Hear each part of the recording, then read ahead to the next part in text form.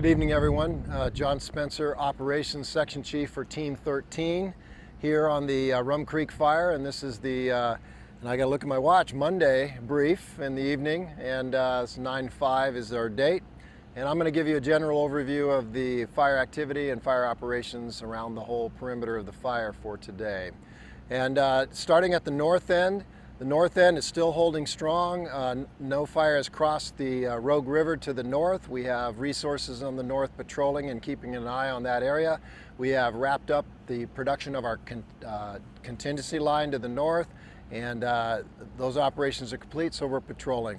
If we move over to the west side of the fire, over on Division Alpha and Whiskey, on Division Alpha right now, currently, that is our area where we just finished firing operations from last night all the way down to the Rogue River on the west flank of the fire.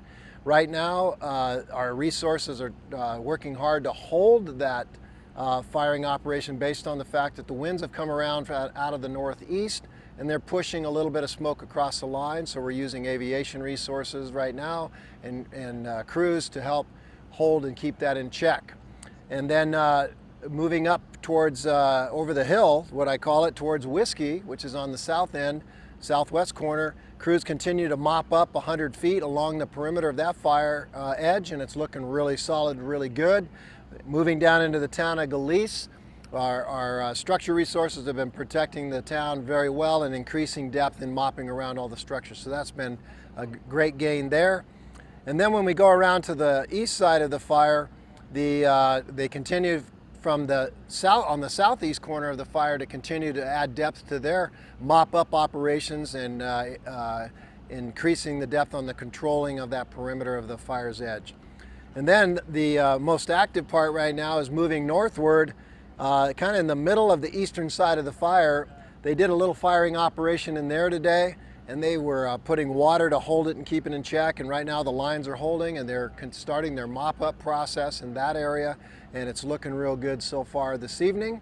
And then to the north, in the northeast corner of our fire, the resources have continued to mop up and add more depth from a firing operations they did yesterday, just to clean up a little piece of unburned fuel in that corner, and so far that's holding well and looking good. So right now we're doing well, but tomorrow is a critical day for us because we have red flag warnings coming in, high temperatures, low humidities, and we still have pockets within the interior of the fire that could catch on fire and burn and put up a lot of smoke. And so we want you to be aware that you might see some smoke in those areas tomorrow. And then we still got to be very frugal to watch our perimeter, because there could be some burning potential in areas that haven't burned along the perimeter also. So we're going to be really careful to use our aviation resources and our crews and resources to be watchful and mindful, and continue to be diligent to keep that fire within its small footprint that we've maintained so far during all of our operations. So hopefully that's informative, and that will be the end of our brief for tonight. Thank you.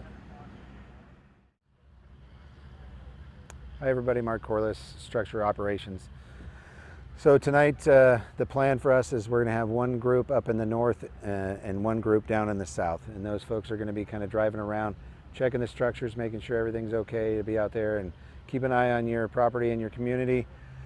Help the wildland partners wherever they can. It seems like they're kind of doing a lot of mop up around the edge of the fire on the east side there where we're going to be at, and so we're just going to tie in with those folks and help out wherever we can.